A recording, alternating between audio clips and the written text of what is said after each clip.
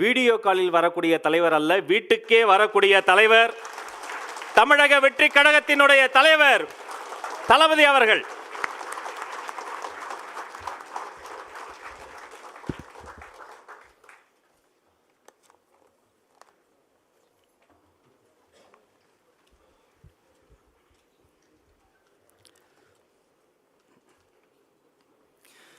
தீர்மானம் 2.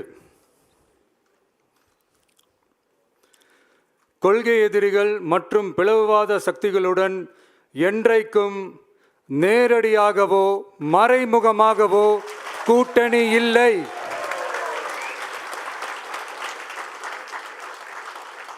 ஒன்றிய அளவில் மலிவான அரசியல் ஆதாயங்களுக்காக மக்களை மத ரீதியாக பிளவுபடுத்தி மக்களிடையே வேற்றுமையை விதைத்து அதில் குளிர்காய நினைக்கிறது பாஜக.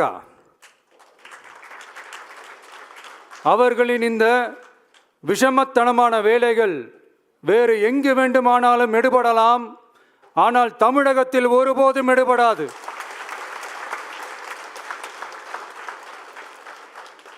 சமூக நீதியும் நல்லிணக்கமும் சகோதரத்துவமும் சமத்துவமும் ஆழமாய் வேரூன்றிய மண் இந்த தமிழ்நாட்டு மண். எனவே இங்கு தந்தை பெரியாரை அவமதித்தோ அறிஞர் அண்ணாவை அவதூறுக்கு உள்ளாக்கியோ அல்லது தமிழ்நாட்டின் மதிப்பிற்குரிய தலைவர்களை வைத்தோ அரசியல் செய்ய நினைத்தால் அதில் பாஜக ஒருபோதும் வெற்றி பெறவே இயலாது.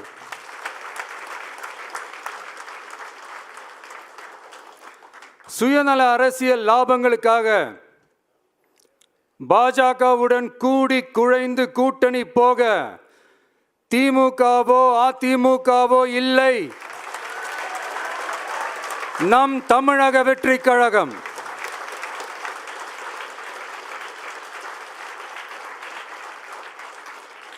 கொள்கை எதிரிகள் மற்றும் பிளவுவாத சக்திகளுடன் என்றைக்கும் நேரடியாகவோ மறைமுகமாகவோ கூட்டணி இல்லை என்பதில் தமிழக வெற்றி கழகம் மிக உறுதியாக இருக்கிறது.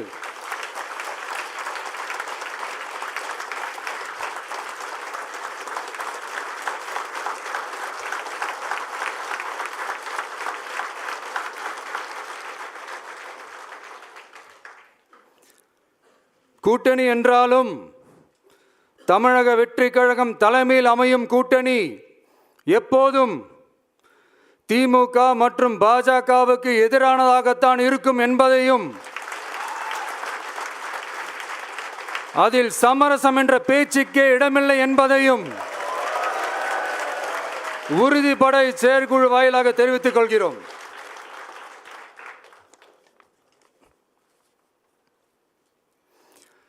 இது இறுதியான தீர்மானம் மட்டுமல்ல, உறுதியான தீர்மானம்.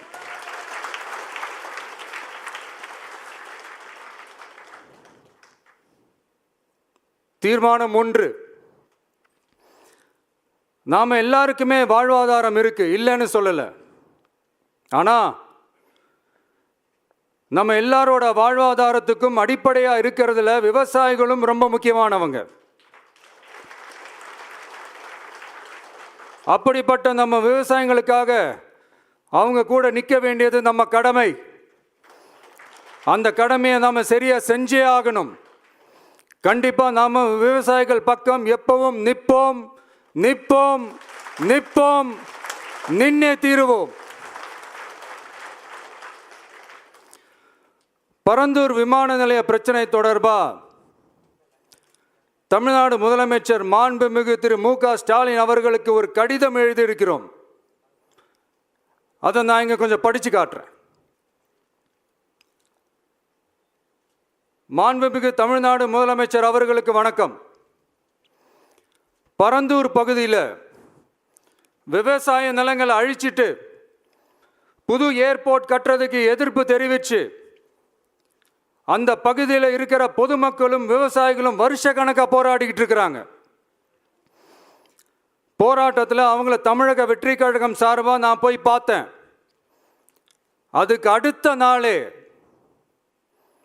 மக்கள் பாதிக்காத வண்ணம் விமான நிலையம் அமைக்கப்படும்னு உங்க கவர்மெண்ட் சார்பா ஒரு விளக்க அறிக்கை வந்துச்சு. அந்த ஸ்டேட்மெண்ட்ல 1005 குடும்பங்கள் மட்டுமே பரந்தூரில் வசிப்பதால் விமான நிலையம் வந்தா பெரிய பாதிப்பு இருக்காதுன்ற மாதிரி சொல்லியிருந்தாங்க. மக்கள் பாதிக்காத வண்ணம்னா என்னங்க சார்? ஒன்று, அந்த இடத்துல ஏர்போர்ட் வருதுன்னு சொல்லணும், இல்லை அந்த இடத்துல ஏர்போர்ட் வராதுன்னு சொல்லணும். ரெண்டுமே அந்த அறிக்கையில் இல்லை. வெறும் 1005 குடும்பங்கள்னா உங்களுக்கு அவ்வளவு சாதாரணமா போச்சா சிஎம் சார்?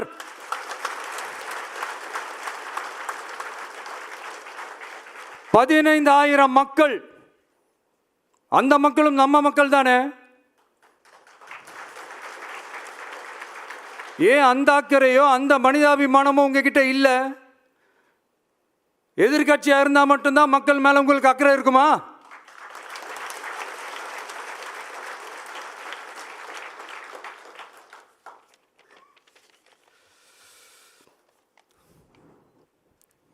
நூற்றுக்கணக்கான ஏக்கர் விவசாய நிலங்களை, மிகப்பெரிய நீர்நிலைகளை, ஆயிரக்கணக்கான வீடுகளை, அவங்களோட வாழ்வாதாரத்தை அழிச்சிட்டு அந்த இடத்துல தான் ஏர்போர்ட் கட்டியே ஆகணும்னு என்ன சார் அவசியம் இருக்கு?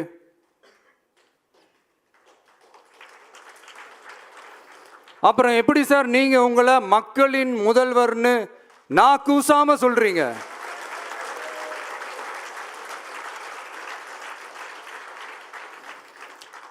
இதுல வேற உங்களுக்கும் இந்த பரந்தூர் ஏர்போர்ட் கட்டுற பிரச்சனைக்கும் சம்பந்தமே இல்லாத மாதிரி வேற காட்டிக்கிறீங்க. ஆனா ஏர்போர்ட்டுக்காக பரந்தூரை பரிந்துரை செஞ்சதே உங்க கவர்மெண்ட் தான்னு ஒன்றிய விமான போக்குவரத்து துறை அமைச்சர் சில மாதங்களுக்கு முன்னாடி சென்னை வந்திருந்தப்போ சொன்னார். அதுக்கும் உங்ககிட்ட இருந்த எந்த பதிலும் இல்லை. இந்த சூழ்நிலையில் பரந்தூர் விமான நிலைய பணிகளுக்காக விவசாய நிலங்களை கையகப்படுத்த கடந்த 25/6/2025 அன்னைக்கு உங்க கவர்மெண்ட் தான் அரசாணை பிறப்பிச்சிருக்கு.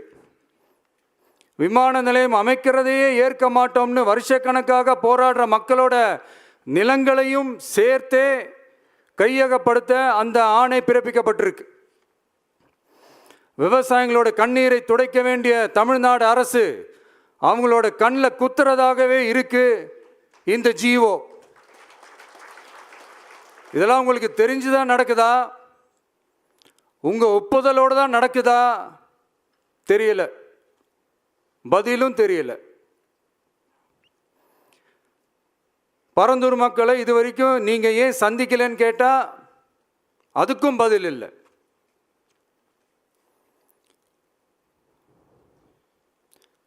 நான் இந்த பரந்தூர் போராட்டக்காரங்க அந்த மக்களை ரீசெண்டாக நான் சந்தித்தேன். அவங்க சொன்னதையெல்லாம் கேட்கும்போது உண்மையிலேயே ரொம்ப கஷ்டமாக இருந்தது. இப்போவும் ஒன்றும் குறைஞ்சிடல சிஎம் சார்.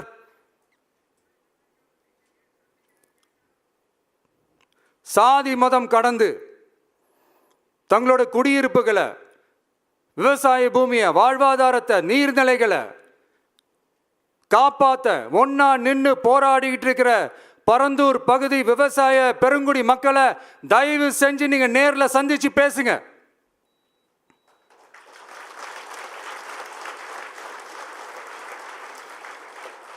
உங்களுடைய அமைச்சர்களோ இல்ல உங்களுடைய அதிகாரிகளோ பேசக்கூடாது. நீங்களே நேர்ல சந்திச்சு பேசணும்.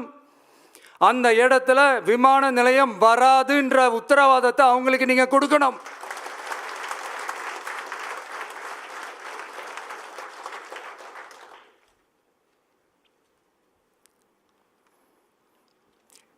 இதையெல்லாம் நீங்க செய்யாம எல்லாத்தையும் கடந்து போகணும்னு நீங்க நினைச்சீங்கன்னா பரந்தூர் பகுதி விவசாய மக்களையும் பொதுமக்களையும் நானே அழைச்சிக்கிட்டு வந்து தலைமை செயலகத்தில் உங்களை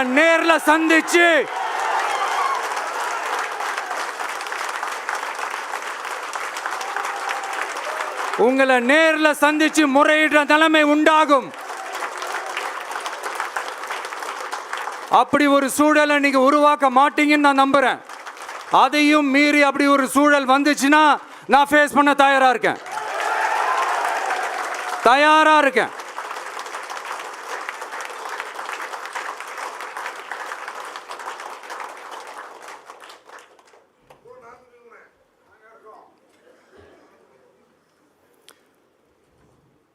நான் பரந்தூர் வந்த அன்னைக்கு நான் ஒரு விஷயத்தை சொன்னேன், அதே தான் இங்கே நான் திரும்ப ரிப்பீட் பண்ணுறேன். We are not against any developments. We are not against airports. அந்த லொகேஷன் தான் தப்புன்னு சொல்கிறோம்.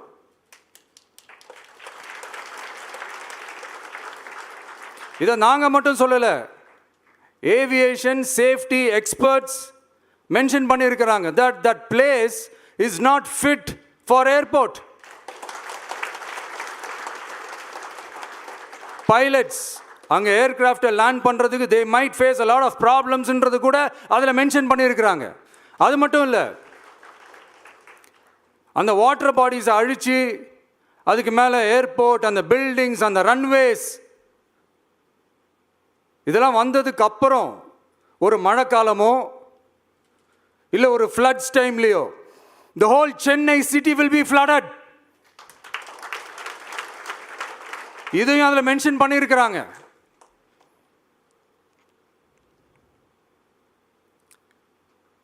ஸோ இதெல்லாம் மைண்டில் வச்சுக்கிட்டு தயவு செஞ்சு please take a call. Thank you. நன்றி, வணக்கம்.